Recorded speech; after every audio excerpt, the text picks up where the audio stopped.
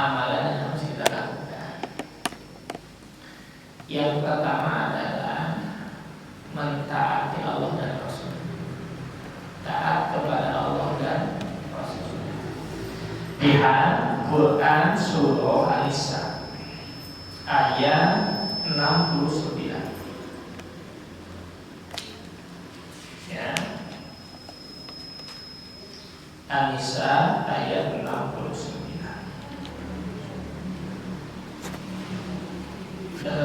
Pakai fi'il lagi ya. Ya ayyuhalladzina amanu, wahai orang-orang yang telah beriman, atiullah, taatilah Allah, wa atiur rasulah, dan taatilah utusan Allah. Itu kata atiunya diulang berkali. Menurut para ahli tafsir, apabila kalimat atiku diulang berkali, ini memiliki makna yang berbeda. Karena kalau sama itu namanya penghamburan kata. Nah, Allah tidak suka dengan tadi berlebihan. Maka maknanya adalah yang pertama, ya ayyuhalladzina amanu atiullah, wahai orang-orang yang telah beriman, taatilah Allah berdasarkan Al-Quran. Wa atiur rasulah, dan taatilah Rasul berdasarkan as-sunnah. Kemudian kesalahannya 659. Wa ulil amri itu tidak pakai atiku selama pemimpin itu mentaati Al-Quran dan As-Sunnah. Jadi itu. Nah, nanti saya lain ya ayyuhalladzina amanu atiullaha wa rasulah.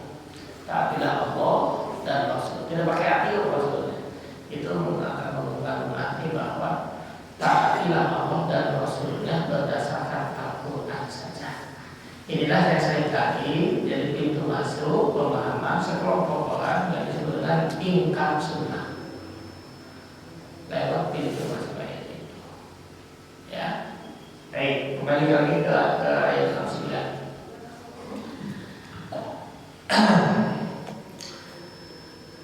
Wa may yuti'illah wa rasulah, bisa diartikan taatilah Allah dan Rasulnya berdasarkan Al-Quran. Faulaika, mereka orang-orang yang mentaati Allah dan Rasulnya berdasarkan petunjuk Al-Quran, ma'alladina akan beserta orang-orang an'amallahu alaihim, an'ama pakai isim takdir, an'amallahu, yang diberi nikmat tanpa batas oleh Allah kepada mereka. Dari mana ini? Nah, ini salah satu tafsir bil maksud, tafsir yang menjelaskan doa kita setiap kita baca Fatihah. Ihdinas siratal mustaqim, siratal ladzina an'amta 'alaihim ghairil maghdubi 'alaihim waladdallin. Siapa yang diberi nikmat tanpa batas itu? Yaitu minan nabi, yaitu para nabi. Jadi orang yang mentaati Allah dan Rasulnya akan beserta dengan para nabi. Ya, para nabi. Yang kedua adalah wasiddiqin. Siapa mereka? Setiap kita yang mengkomunikasikan kebenaran, mengajak berbuat kebenaran, membela kebenaran, memperjuangkan kebenaran, menegakkan kebenaran, berkorban untuk tegaknya kebenaran. Itu adalah wasiddiq. Ya. Dengan kata lain, siapa yang mencintai Nabi, siapa yang memperjuangkan Nabi, setiap mereka yang menyampaikan kebenaran, mengkomunikasikan kebenaran, membela kebenaran, berjuang menegakkan kebenaran, itulah pasukan yang berbaris bersama. Ya. Ibadah kita biasa-biasa saja, tidak ada istimewanya, jangan khawatir. Tempoh hari kita temukan petunjuknya di Fatihah surah Fatir ayat 29 30. Ya. Ya, di Quran surah Fatir surah ke-35 ayat 29 dan 30. Innal ladzina yatluna kitaballah wa aqamus shalah wa anfaqu mimma razaqnahum sirran wa alaniyah yarjuna tijaratan lan tabur. Ayat ini memberikan panduan kepada kita diharapkan memiliki keistiqomahan, memiliki keajaiban meskipun amal kita tidak terlalu banyak. Sehingga Rasul menegaskan dalam Imam Sahih, Imam Bukhari, Imam Muslim, atau diriwayatkan oleh Imam Bukhari, Imam Muslim, afdhalul amal khairul amal, begitu. Karena hadis ini 85%-nya sampai kepada itu riwayat bil makna, interpretasi para ulama. Yang dilakbi itu hanya 15% saja. Jadi kalau ada afdhalul amal, khairul amal, nah itu soal redaksi. Ya. Amal yang dicintai oleh Rasul, yang dicintai oleh Allah, yang utama di hadapan Allah, aqdama wa inqola. Yang kontinu meskipun sedikit. Kita belajar dari bilang kata. Dia mendapat tiket khusus ke surga, apa amalan istimewanya? Kontinu menjaga sholat sunnah setelah wudu. Kita menyebutnya syukur. Ya, imam di Kuba, masih di Kuba, yang sempat di Depok. Jadi Depok baru saya. Depok sama Nabi. Memverifikasi, ya Rasulullah ada apa? Saya ini bosan punya imam. Kalau sholat selalu ada yang dibaca Al-Ikhlas. Jadi istimewa itu kan sama Al-Ikhlas. Kemudian Rasul datanglah ke Kuba ini, ke masyarakat Kuba. Tentu saja masjidnya belum seperti sekarang, Pak. Sudah kan? Rasul di Kuba sholat asar dikumpulkan. Betulkah engkau ini kalau sholat tiang jahar itu pasti itu membaca surah Al-Ikhlas setiap sholat? Tentu saja ya Rasulullah. Mengapa kau melakukan itu? Karena itu saya selalu cinta dengan ayat ini. Apa kata Nabi? Maukah kalian melihat ahli surga? Inilah orangnya yang selalu membaca Al-Ikhlas karena kecintaan. Kalau kita masuk ke atas dia gancang, itu ada bedanya kan gitu.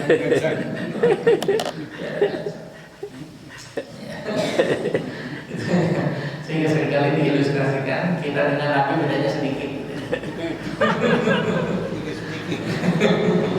Kalau Rasul sedikit makan, kalau kita banyak sedikit makan. Kalau Rasul sedikit tidur, kalau kita sedikit tidur. Rasul sedikit sedekah, kalau kita sedikitnya sedekahnya sangat sedikit. Kita dengan Rasul sedikit. Ya seluruh dan tidak. Jadi ada kontinuitas, ya. Jadi dia kontinu membaca itu. Kemudian banyak sekali amalan-amalan itu sedikit tapi kontinu. Jadi cerita betul beberapa sahabat, beberapa riwayat yang menjelaskan tentang itu amalan-amalan istimewanya yang dilakukan. Ada yang membiasakan membaca istighfar, ada yang membiasakan membaca tasbih, ada yang selalu menjaga ucapan subhanallah. Hanya itu yang dia lakukan, tapi kontinu Allah subhanahu itu. Ya celuna kita Allah itu artinya pakai fi'il mudhari', artinya kata kerja aktif progresif.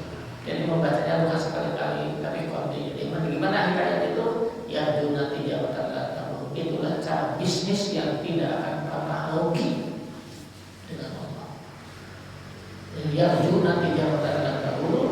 Itulah bisnis yang tidak akan pernah rugi. Itu jangan Allah. Bahkan di ayat 30-nya itu lebih dahsyat lagi. liwafiyakum ujurakum. Itu yang saya maksud. Kalaupun bacaan Qur'annya belum bagus, sholatnya belum khusyuk, sedekahnya agak ria-ria sedikit, gitu, nggak apa-apa, teruskan aja, kontinukan. Liwafiyakum ujurakum. Allah akan menyempurnakan pahalanya. Gitu. Tapi kontinu. Dan begini, kurang ada yang masalah Al-Quran, punya tadarus, Allah maha usaha saya dulu. Meskipun di ayat 30 ada kalimat ini, liwafiyakum ujurakum wa yazidakum min fadli innahu ghafurun syakur. Ya. Jadi bukan hanya disempurnakan pahalanya, tapi Allah tambah karunia-Nya, Allah tambah keutamaannya, Allah tambah nikmatnya. Apa saja karunia yang akan diberikan, tidak dirinci oleh Allah. Nah, kembali lagi kepada teori tafsir, apabila Allah menjelaskan memberikan karunia yang banyak, tapi tidak dirinci, itu memberi makna. Maknanya adalah unlimited, tanpa batas. Unlimited. Innahu ghafurun. Bukan hanya itu, bacaan Quran kita belum bagus, tajwid kita belum enak, suara kita mirip-mirip muamalah. Jadi anda khawatir, pahalanya disempurnakan oleh Allah, keutamaannya diberikan oleh Allah, kekeliruan-kekeliruannya diampuni oleh Allah. Salat kita sering kalah ngomong. Kalau begitu Allahu Akbar, kenapa? Karena ketika kita takbir kan belum pernah, mungkin belum sampai ke wilayah. Karena kita katakan Allahu Akbar karena kita merasakan kedahsyatan Allah dalam hidup kita, belum terasa. Minuman segelas air ini sederhana tidak boleh kita, tapi ingat, datangnya air ke sini ini melibatkan ribuan orang. Ribuan orang ini nyedot China pakai mesinnya diangkut beberapa orang pindah sampai ke sini, belum apa kerjanya. Kemudian menggunakan paharona dan mungkin selalu langsung jadi guyup di jalan kanan pakai listrik segala macam. Maka sampailah kita minumnya Allah Maha Besar mengatur semua ini. Belum sampai kita ke sana. Allah Akbar, proyek kemis ke mana lagi? Kayak Allah listrik bisa dibayar. Iskandar sama itu teh. Tanggal terakhir ya, enak tuh takbir kan? Jadi apa pun nggak terasa ini. Allah Maha Besar nggak terasa ketika kita sholat. Saya kalian takbir main mobil batu, Allahu Akbar, ada mobil batu, kira depok. Dia sering kali di apa namanya salah paham ya, mau mana yang takbir ini, ya. Jadi taatilah Allah, taatilah Rasul. Begitu kita akan bersama orang yang membela kebenaran. Kontinukan, jangan khawatir. Amalan sedikit Allah tentu cinta. Tapi jangan istiqomah. Udah sedikit istiqomah ya. Salah aja jangan. Saya kali menerapkan salah. Ya, itu petunjuk Al-Quran. Ya. Ustaz, yuk. Itu yang Anissa tadi 69 itu. Ya. Saya pernah dengar itunya cerita bahwa itu turun surat itu keresahan para sahabat itu. Apa betul? Jadi sebagian para sahabat ini salah satu dari sekian banyak itu, dan Rasul bilang begini, tahukah kalian orang yang imannya paling menakjubkan? Tahukah kalian orang yang imannya paling menakjubkan? Para sahabat tentu saja para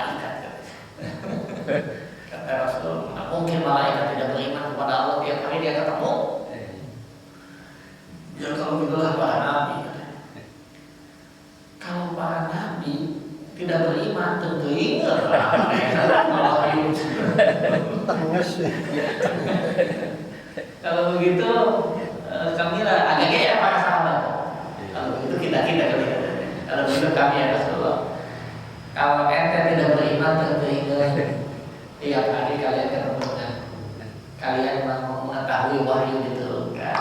Kalau teriman itu teringat, ya meskipun ada yang kayak gitu, Abu Jahal, Abu Lahab kan.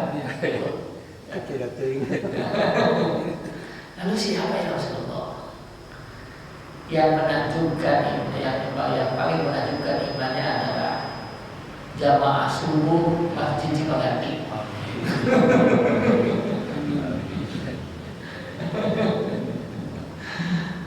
Orang-orang yang dipisahkan dari sisi waktu ribuan tahun setelah, dari sisi teritorial dipisahkan ribuan mil dari tempat tinggalku.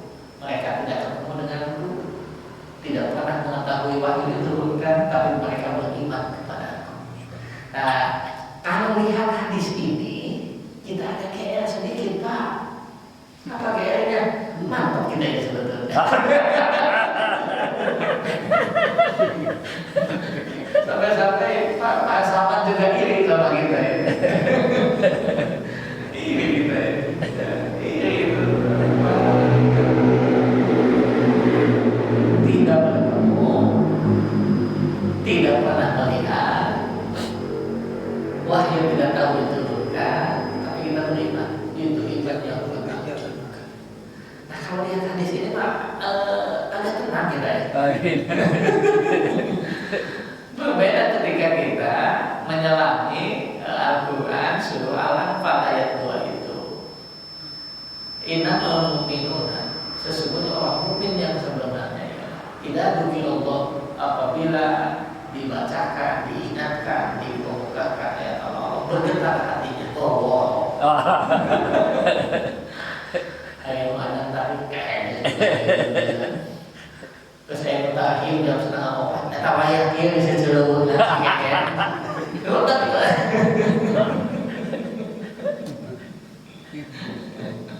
Jadi sehingga para sahabat itu sempat mempertanyakan ya Rasulullah.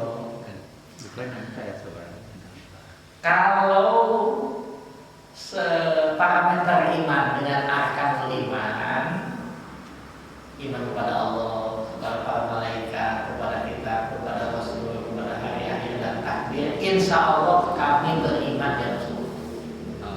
Tetapi apabila standar iman dengan Al-Mu'minun Al-Anfal surat ke-8 ya, ayat 2, sama asas tapi iman itu sebenarnya. Ya, Al-Anfal ayat 2. Kalau itu standar iman, saya merasa bimohal dia iman. Kita sampai bergetar, hati kita itu sampai terguncang dengan ayat-ayat ulama. Ayat-ayat tentang Adam, amin, baik amin. Tentu apa ya kan? Ini ayat tentang Adam, pedihnya neraka, pedihnya siksa. Amin. Lompang tak ada getaran. Kalau standar iman di Al-Anfal ayat 2 surah ke-8 ayat 2, kami kata para sahabat sulit menyatakan diri sebagai orang yang beriman. Kalau itu standar. Tapi kalau hanya sekadar apakah kita beriman atau tidak, kemudian standarnya rukun iman, insya Allah kita semua termasuk orang yang beriman. Begitu. Nah,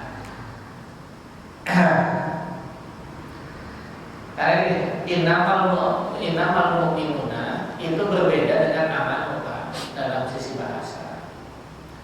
Kalau al-mu'minun itu artinya profesional, itu pasti sukses.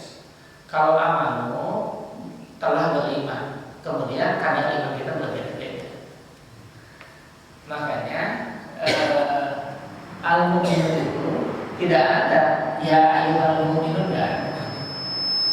Karena yang sudah, kalau al-mu'minun sudah tak perlu dipanggil lagi. Gitu bedanya. Kalau al-mu'minun itu tak perlu dipanggil lagi. Itu sudah sistemik. Ya, kalau amanu telah beriman, maka harus sering diingatkan. Gitu.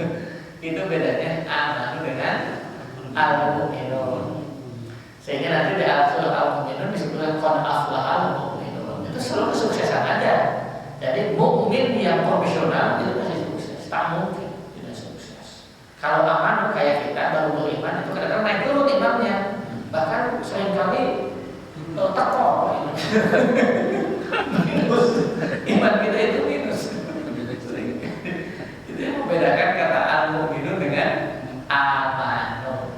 Itu yang membedakan. Baik. Kembali lagi ke hadis ayat 69. Taatilah Allah dan Rasulnya. Faulaika ma'al ladzina an'ama Allahu 'alaihim minan nabiyyin wasiddiqin wassyuhada. Apa wassyuhada? Orang-orang yang menjadi orang-orang yang menyaksikan kebenaran. Orang-orang yang wafat dalam jalan kebenaran. Orang-orang yang kematiannya diyakini dalam jalan kebenaran. Orang-orang yang kematiannya dapat dibuktikan bahwa dia orang yang benar. Itu syuhada. Ya, tidak menjadi syahid. Wasolihin, dan orang-orang yang kehadirannya mendatangkan maslahat, islah, kedamaian. Apakah kita ini orang soleh atau bukan? Tinggal sederhana. Soleh itu sebetulnya secara lahiriah bisa dideteksi. Kalau kehadiran kita, kehadiran seseorang dapat memberikan banyak maslahat, kebaikan itu orang soleh. Ya, itu orang soleh. Soleh ini dicintai, soleh yang melahirkan kedamaian. Maka dari kata-kata itu kata islah itu kedamaian. Allahumma aslih lana fi umurina. Terus doanya begitu. Aslih lana. Apakah kita orang soleh atau bukan? Lihat saja kehadiran kita. Sehingga kalau MAI Najib menggunakan istilah ini dengan 5 parameter ahkam syariah. Yang pertama ada manusia wajib, yaitu orang yang kehadirannya sangat dirindukan oleh banyak orang. Itu manusia wajib. Yang kedua ada manusia sunnah, kehadirannya bermanfaat, tidak hadir pun tidak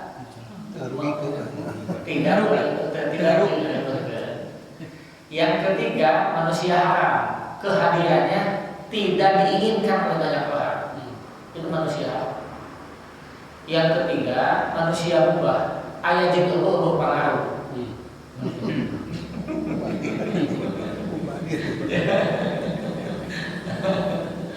Ada manusia makruh, di pikasono, lamun ayah di pikai data makruh. Tinggal kita menerapkan aja kepada diri kita ini, apakah kita ini suami wajib, kehadirannya diharapkan oleh anak dan istri, atau suami sunnah, kalau ada masalah, ayah syukur, tidak nawa, ada manusia sunnah, atau jadi suami yang haram, manusia haram. Suami haram itu kalau ayah di rumah, kita sebelum saya, atau manusia makruh, lebih hati itu ketimbang ayah manusia makruh. Manusia mubah, ayah juga pengaruh kata manusia mubah. Yang tinggal pilih kita mau di posisi mana itu. Nah itu yang disebut dengan sholih. Jadi mendatangkan kemaslahatan. Ya. Wa hasuna ulaika rafiqa. Itulah bahasuna dan mereka menjadi yang naibul fa'il. Orang-orang sebenarnya menjadi memposisikan mereka rafiqa, teman yang terbaik. Nah, saya ingin menjelaskan, memberikan sedikit catatan apa bedanya sahabat dengan teman. Karena kalau dihubungkan dengan Rasulullah, Rasul tidak pernah menyebut tentang teman, tapi sahabat. Lalu apa bedanya teman dengan sahabat? Kalau sahabat adalah yang selalu hadir di saat kita dalam keadaan sulit. Itu sahabat. Jadi sahabat adalah orang yang selalu menyediakan waktunya, tenaga, pikirannya, dan segalanya untuk kita di saat kita menghadapi kesulitan. Sebaliknya, ketika kita berada dalam puncak kejayaan, sahabat akan menghilang karena dia tidak mau mengganggu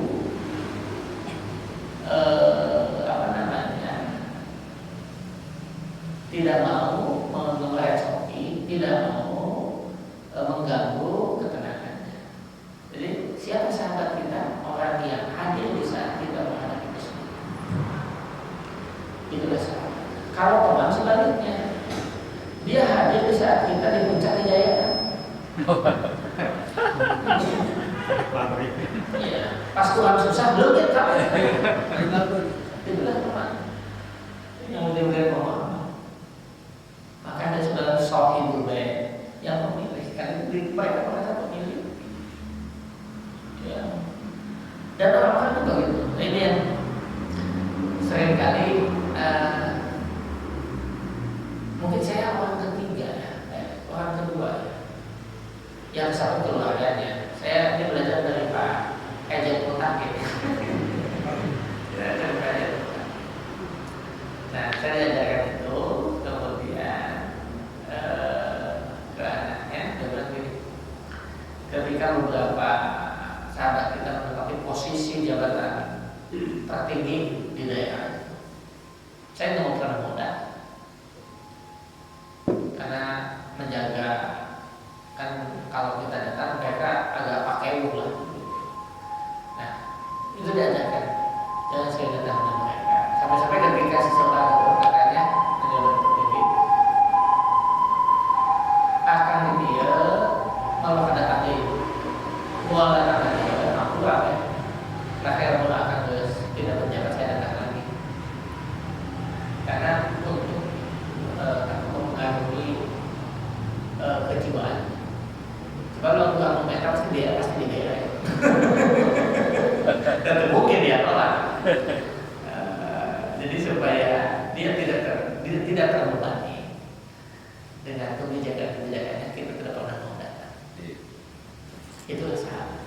Tapi ketika dia mendapat kesusahan, kita hadir untuk memberikan bantuan. Itu sahabat. Itu beda dengan teman. Kalau seorang di puncak kejayaan, dia tampil paling depan. Ketika mendapat kesusahan, lalu kita. Itulah.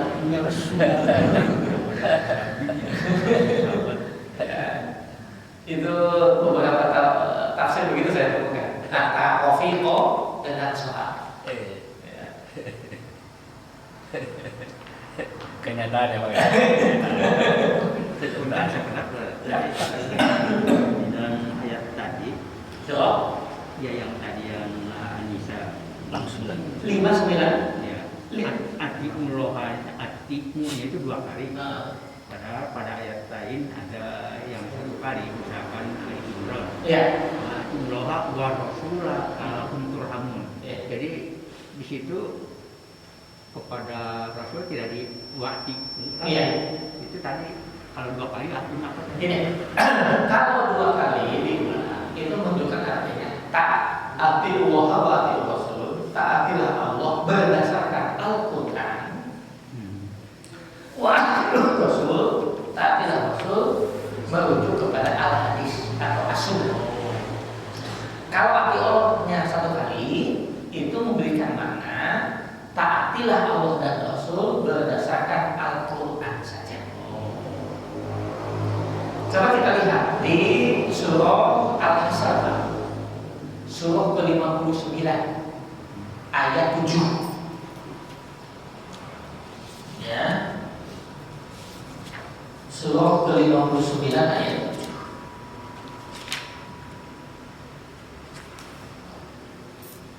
Masa sih kita boleh ambilnya tidak pakai hati lagi ya? Tidak, karena Tidak punya.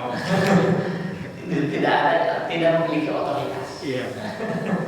Ya. Boleh ambil nama. Ini sifatnya Allah dan segala sesuatu yang disertakan kepada Nabi, baik ucapan, perbuatan, kaki, sifat-sifat dan segala macam. Pokoknya datang di Nabi itu adalah sunnah, itu adalah hadis. Kata ahli hadis. Karena para ahli hadis melihat objek kajiannya, melihat Nabi itu sebagai uswatun hasanah. Jadi, sehingga nanti yang sumpah pakai jenggot, sunnah Nabi. Jangan sumpah pakai sholat, sunnah Nabi. Sunnah Nabi. Padahal telah jadi itu dalam ilmu hadis namanya jibillah. Apa jibillah? Sifatul basyariyah. Jadi ada sifat-sifat kemanusiaan yang Rasul sebenarnya yang kalau diikuti bagus, tidak diikuti tidak mengurangi nilai ibadah. Itu kesenangan Muslim. Ya, karena ini terdapat dari pemahaman dari para ahli hadis karena melihat Nabi sebagai uswatun hasanah. Kalau ahli usul fikih lain lagi melihatnya bahwa disebut dengan sunnah adalah hadis adalah ma'udhifa ila Nabi sallallahu alaihi wasallam min qaulin aw fi'lin aw takirin mimma yasluhu ayyakuna dalilan li hukmin syar'iyyin. Jadi ahli usul fikih, ahli pakar-pakar hukum Islam merumuskan yang disebut dengan sunnah atau hadis itu yang ada relevansinya dengan penetapan hukum syara, yang ada numpak kuat pakair dengan penetapan hukum syariat Islam. Kalau tidak ada, itu bukan sunnah, bukan hadis, meskipun itu datang dari Nabi, itu bukan asal. Apakah pakai ini sunnah? Bukan, kalau bukan penetapan syariat, atau pakai ada kita nana. Itu batal. Itu kata ahli usul fikih. Karena para ulama ahli usul fikih melihat Nabi sebagai peletak dasar syariat yang punya otoritas menetapkan hukum. Contoh di Al-Quran surah Al-An'am atau Al-Maidah terungkap begini: Hurimat alaikumul maitatu wa damu wa lahmal khinzir wa ma uhilla li ghairillah. Yang mutlak haram di dalam Al-Quran itu hanya 4. Di luar ini boleh-boleh saja. Siapa saja? Hurimat alaikumul maitah, bangkai, wadam, darah, walahmal khinzir, daging gogo, daging baby, dan penyembelihan bukan karena Allah. Hanya 4. Berarti yang lainnya boleh. Nah, sehingga ular boleh. Boleh. Ini yang kelompok Quran ini. Ini kelompok Quran ini tapi terjuni. Nah, kemudian yang belum bisa, yang gigi tajam, berkuku tajam, gigi tarik, kemudian binatang amfibi, termasuk teh baja, itu menang betul. Yang hidup di 2 alam, teh amfibi, teh baja itu menang betul, menang di darat. Karena ya, kendaraan amfibi, teh baja ya, Bisa percaya. kapal selam itu menang di darat. Suwike. Nah, siapa yang menetapkan itu? Itu Rasul.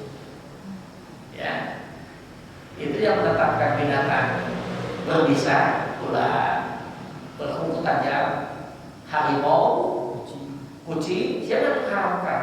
Rasul. Maka Rasul sebagai peletak dasar syariat. Begitu kata ahli usul fikih. Jadi kalau ada ini sunnah Nabi, ini sunnah Nabi, sunnah dalam pandangan siapa? Mana? Kalau ahli usul fikih ada relevansinya nggak dengan penetapan hukum syariat? Tidak. Itu jibillah. Itu sifatul basyariyah. Itu hal-hal yang sifatnya personal untuk Nabi. Karena dalam bahasa lain itu namanya khususiyah. Ya, itu namanya khususiyah. Nanti yang disebutkan sunnah Nabi. Istri Nabi berapa? 11 dalam satu waktu. Yang satu waktu Sunnahnya jadi itu sunnah Nabi, ada pengecualian. Maka ada amalan-amalan Nabi yang memang harus dikecualikan. Itu kabeh harus dikonfirmasi tuh. Apakah dari Rasul surah Nabi? Enggak benar bisa. Ustaz, tadi yang Al-Maidah ayat 3 mungkin. Ya, Yang itu tadi. Al-Maidah yang 3 bisa. Al-An'am juga ada.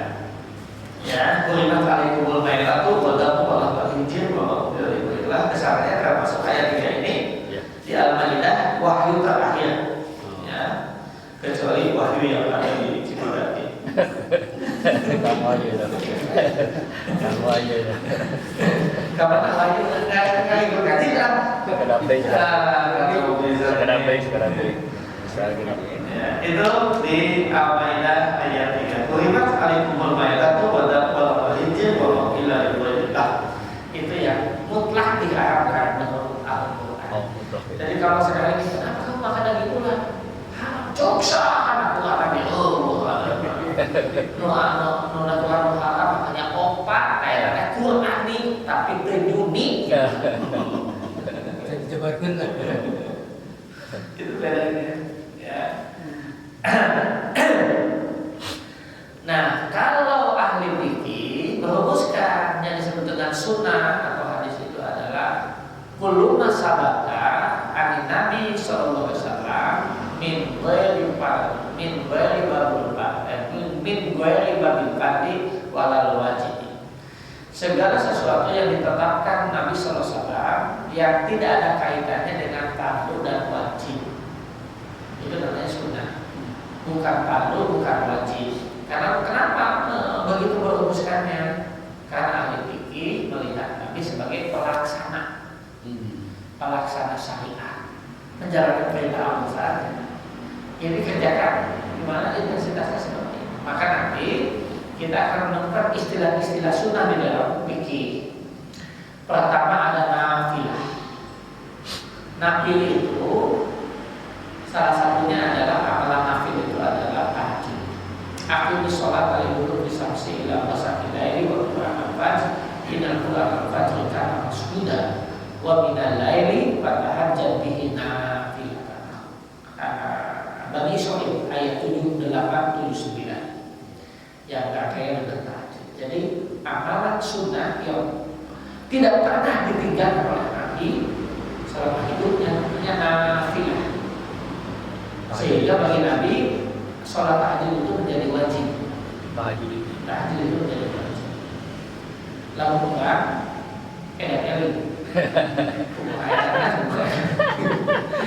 Lalu enak-enak. Tapi kalau sholat tahajud oke 20 rakaat.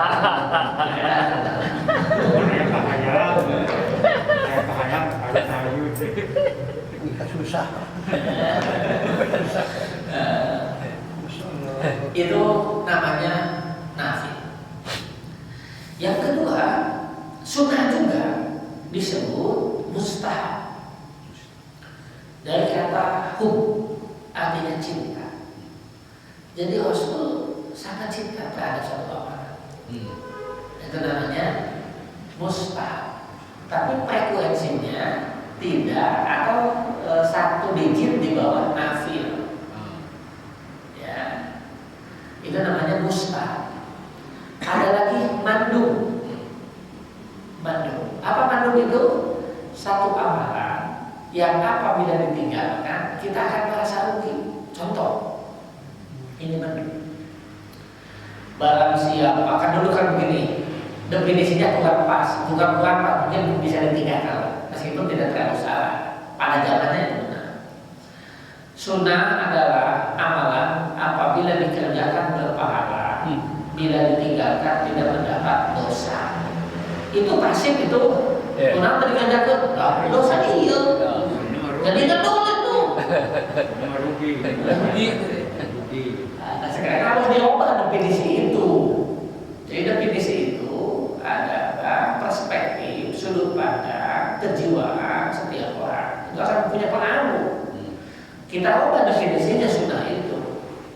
Amalan sunnah adalah amalan yang dicontohkan oleh Nabi. Apabila dikerjakan berpahala besar, ditinggalkan rugi besar. Contoh,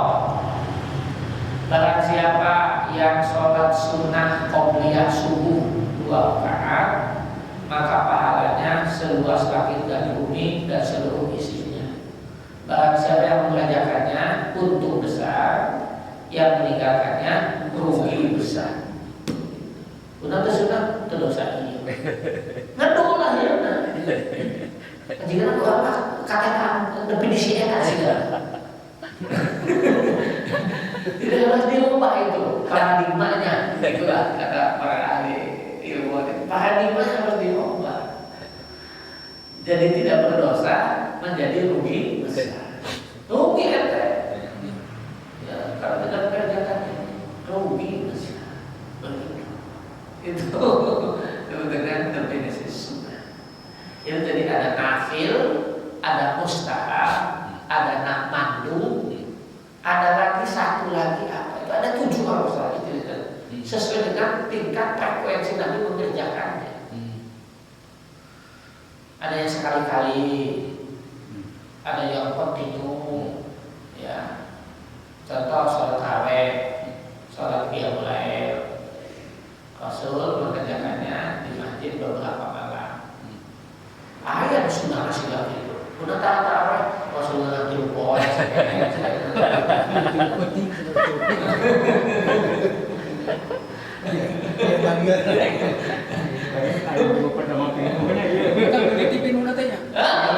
Tak ada apa sunnah Nabi. Tak ada salah terapkan dosis. Semangat. Tapi zaman dulu terekam oleh sahabat semuanya itu, Pak. Nah, justru para sahabat itu lihat frekuensinya, malam pertama semakin banyak, malam kedua semakin meningkat. Itulah bedanya dengan kita. Malam pertama ukur loh, kalau udah dingin. Nah, kemudian Rasulullah sedang aku tahu kalian melaksanakan di masjid ini baru. Aku khawatir kalau frekuensinya terlalu sering bersama kalian, takut kalian mengklaim bahwa sholat ini menjadi tahu. Karena itu dipandukan dalam keluhan. Kalau Rasul biasa, karena Rasul melaksanakannya semakin malam semakin bagus. Jadi Rasul sholat malamnya, tarawihnya itu semakin malam, Pak. Di rumah Ya, dan di rumah. Lah, orang tetap tarawihnya begitu. Sunnah Nabi selima tarawih. Jadi kadang-kadang kita egois menggunakan sunnah dengan cocok. Iya, iya. Untuk cocok lain sunnah. bisa bertanya. Iya, betul. Saya kelek ngeluar itu pemahamannya sudah. Kejadian sehari-hari itu. Luar biasa. Ini poin pertama. Jadi saya lagi siapapun yang merindukan bersama Nabi di surga adalah taatilah Allah, taatilah Rasulullah. Salah satunya melaksanakan sunnah. Dia satu lagi sih nanti.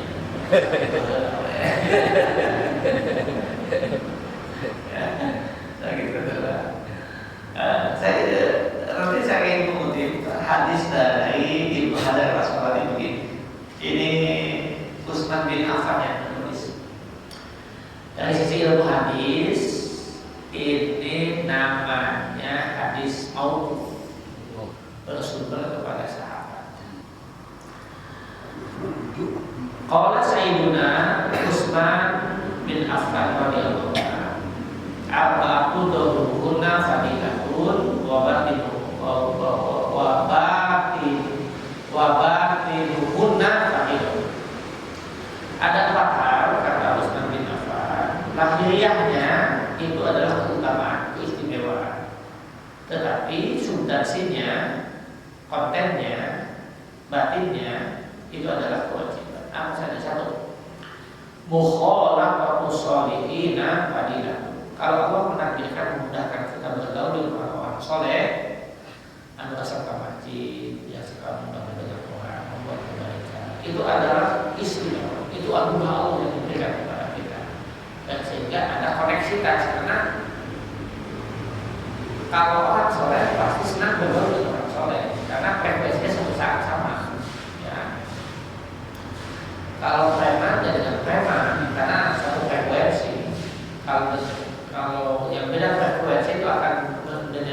yang berkah. Maka kita bisa bergaul dengan orang-orang soleh itu adalah keistimewaan. Itu keutamaan. Itu anugerah Allah. Tetapi wal iktida'u bihim fardhun.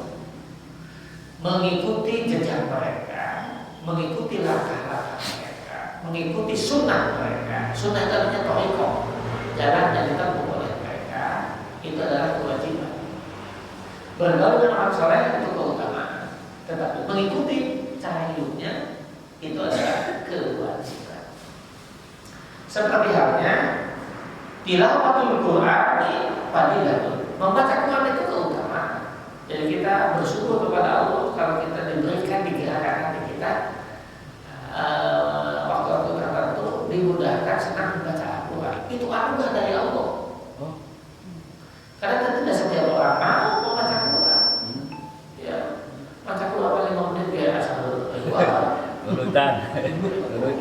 Itu anugerah Allah. Sisa. Ya. Coba kadang-kadang kita itu sadar sewaktu-waktu kan tidak sadar. Habis sholat kita kadang-kadang nonton gitu ya. Bila kita ada di luar tamu, di luar tengah nonton ini aksi kan. Ayo habis sholat baca Quran hese banget. Jadi ternyata baca Quran itu adalah fadilah, keutamaan, keistimewaan yang Allah berikan kepada kita. Kenapa? Saya kan sudah tersingkirkan oleh kita. Yang Pak Lagi menyebutnya setiap kita membuat kebaikan dalam membaca Al-Quran itu sedikitnya 70 setan yang menghalangi kita. 70 setan. Kata bahula ada 7.000 itu tapi mengamalkan isi Al-Quran itu adalah menjadi kewajiban. Wajibatul kubur, ziarah kubur itu fadilah. Jadi kalau kita ada keinginan menziarahi kubur orang tua kita, segera berangkat. Itu keutamaan yang Allah bilang ada kerinduan kita. Berangkat segera. Meskipun bagus tidak berulah fadilah. Menyiapkan amal yang terbaik untuk bekali alam kubur itu jauh lebih baik. Ya.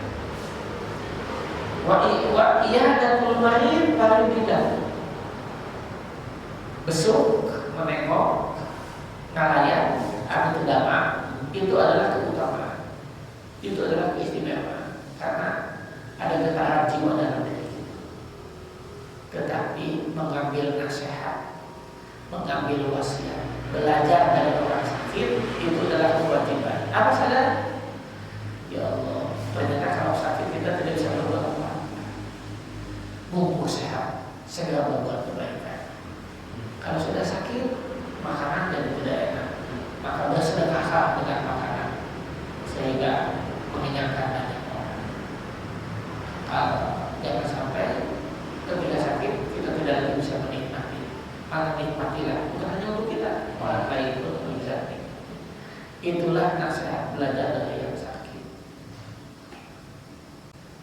Itu menjadi kewajiban di sini. Nah itu termasuk di antara ciri-ciri amal soleh. Ini saja dulu lah, ya. Subhanallah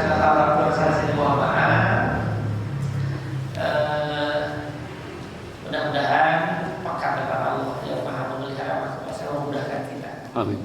Bisa bersihkan kita pada syaitan wal Amin. Mudah-mudahan akhir tahun ini kita dapat mendulang amal kebaikan semuanya, memaafkan waktu, hadir di majelis ilmu, di mana para malaikat akan selalu merahmati setiap kita. Ikuti Bismillahirrahmanirrahim. Allahumma inna nas'aluka ilman nafi'an wa rizqan thayyiban wa rizqan katsiran wa rizqan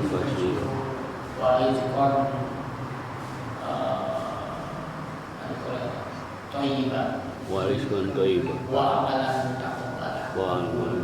Allahumma ya Allah Inna nas'aluka Inna nas'aluka sesungguhnya kami memohon kehadiratmu sesungguhnya kami ilman nafi'an ilmana ilmu yang bermanfaat ilmu yang bermanfaat wa rizqan thayyiban wa rizqan thayyiban dan rezeki yang baik rezeki yang baik wa rizqan katsiran wa rizqan katsir rezeki yang banyak rezeki yang banyak wa rizqan halal wa rizqan halal rezeki yang halal rezeki yang halal wa amalan mutaqabbalan wa amalan muqaddam dan amal-amal yang kau terima ya Allah bi rahmatika bi rahmatika ya arhamar ya arhamar rahim Allahumma kfini Allahumma bin bihalalika bi halalika an haramika an haramika wa aghnini wa abli bifadlika bi fadlika amman siwa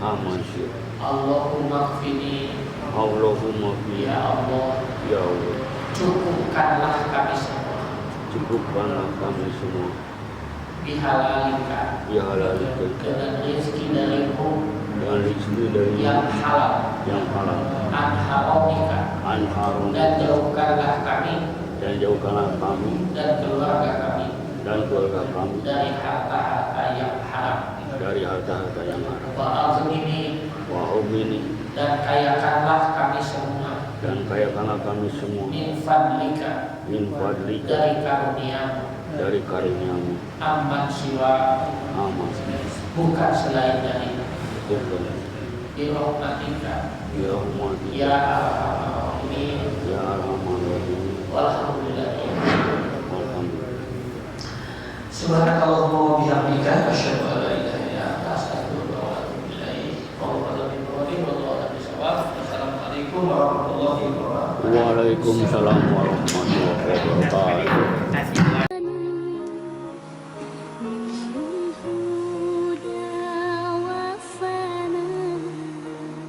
بحسنه أحيا